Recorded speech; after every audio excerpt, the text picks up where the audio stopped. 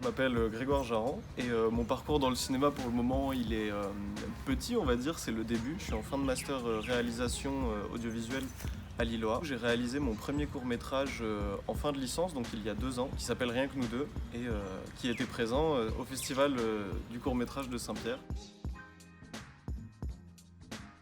Je pense que c'est avant tout parce que c'est une forme d'art qui me touche. J'aime raconter des histoires et j'aime bien le faire sous cette forme-là du coup. Et au-delà de ça, c'est vraiment plein de domaines différents. Il y a énormément de travail au niveau du son, de la composition sonore. Il y a énormément de travail autour de l'image, de l'esthétique de l'image, de l'écriture, de l'histoire, de qui sont les personnages, qu'est-ce qu'on veut raconter. C'est le film que j'ai réalisé en licence avec ma promo de licence, qui a été réalisé finalement en très peu de temps, en quelques mois, en comptant le tout, l'écriture, le tournage et la post-production. C'est un film d'école qui traite comme sujet principal, je pense, la rencontre. Quelle est la chose la plus difficile pour un peintre? C'est rien, la page blanche.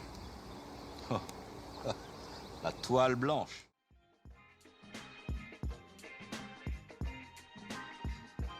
On s'attendait à ce que ça soit un film d'études et que ça n'avait pas forcément de vie après ça. Et puis finalement, on a réussi à faire une première projection à Stella grâce à l'AFR et à Sandro Agénor. Et on a également réussi à du coup le diffuser au Festival de Saint-Pierre. C'est une chance exceptionnelle et en plus, voilà, cerise sur le gâteau, cette mention qui nous fait énormément plaisir.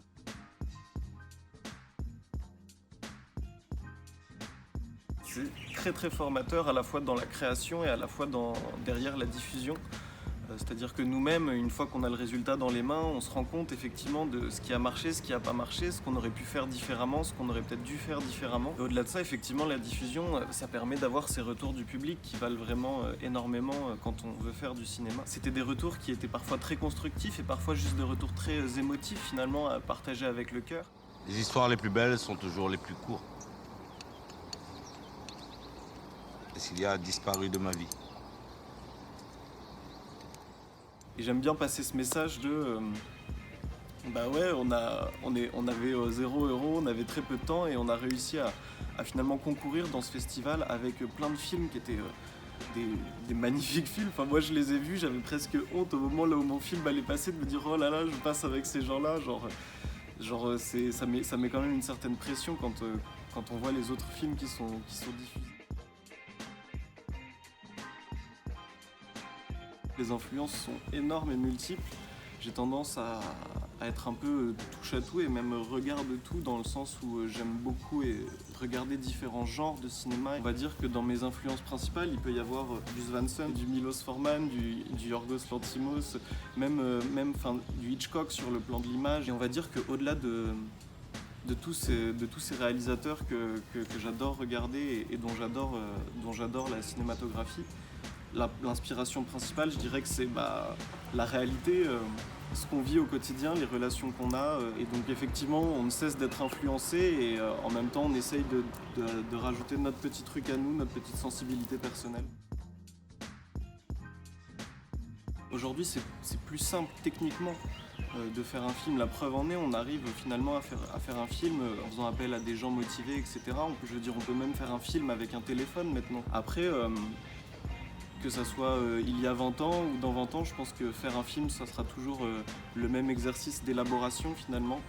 Peu importe les moyens qu'on a à notre disposition, il s'agit toujours de réfléchir parce qu'il y a à la fois cette envie toujours d'innover, peut-être, et de raconter les choses à notre manière. Ceux, je pense, qui arrivent finalement le plus à se faire leur place, c'est ceux qui vont vraiment être motivés et se donner corps et âme dans le truc, quoi. Et peu importe la technique qu'ils ont à leur disposition, ils vont y aller, ils vont aller à fond et ils vont essayer. Et je pense que essayer, c'est super important dans ce domaine-là.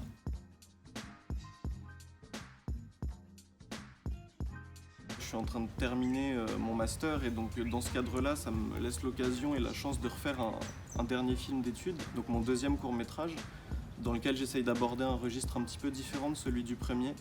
Et j'essaye, on va dire, de perfectionner sur tout ce qui m'a manqué peut-être aussi dans le premier court-métrage. Et pour la suite, après Lillois, on va dire que là où les opportunités nous emmènent, généralement, c'est un petit peu là où on va. Et on va dire qu'on a notre collectif et notre association formidable avec laquelle on commence à finalement un petit peu faire de plus en plus de projets qui pourraient par la suite évoluer et par la suite je pourrais travailler peut-être vraiment pleinement pour cette association et voir comment elle évolue par la suite. L'objectif final, ça serait de continuer à faire quelques courts-métrages et de m'attaquer au long-métrage et aussi de commencer à travailler avec des productions.